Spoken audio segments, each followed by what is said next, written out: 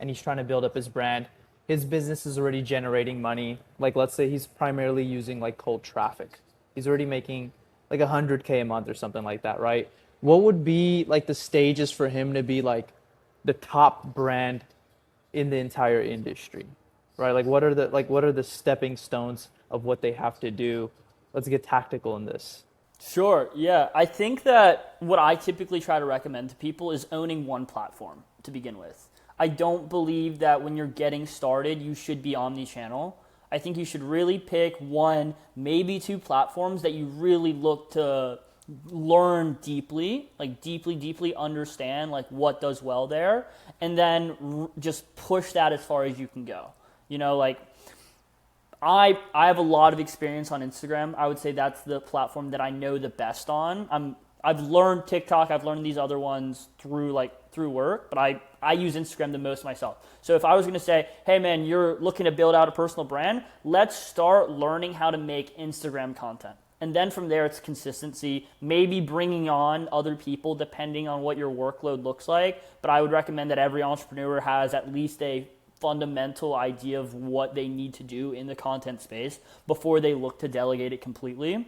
And so like level 1, find your platform and start creating content consistently and learning a lot. And so this could be Instagram, this could be LinkedIn. I know LinkedIn is a very underutilized platform as a whole, especially for entrepreneurs, especially for founders. It's like 99% of the people on LinkedIn don't even like, comment, or post. They're literally just like, they don't interact with any content whatsoever. They just consume. And so the white space there to be a creator and to be putting yourself out there is a massive opportunity.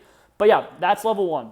Find a platform, find 2 platforms that you understand well, and start creating content consistently. I would say the next layer after that is, as you're learning, as you're providing value on that platform, start eyeballing what I call like the waterfall method of content. I stole that term from a guy named Matt Gray. And the waterfall method basically just says is, okay, you're going to put in an hour's worth of time into content for an Instagram post, or would you put in an hour's worth of time into a YouTube video? And I don't think there's a wrong answer there, but the idea of the waterfall is you start with an hour's worth of time into a YouTube video. That long form piece of content can maybe be chopped up into 2 or 3, maybe even more short form clips.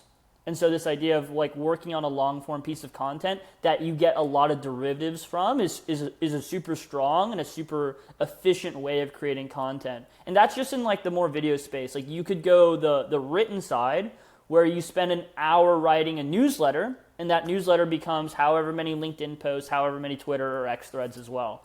And so that's like, once you start really learning a platform, it's like, oh, how do I basically become more efficient with the game of content creation? That is a super strong and a super tactical like way of going about it. And then I would say like after that, like level 3 is really looking to, at that point, starting to like bring in meaningful people into your team. Before then you probably have like an editor, but like after that I would really look to be like bringing in some kind of a strategist, maybe even like a videographer, depending on the route that you're going.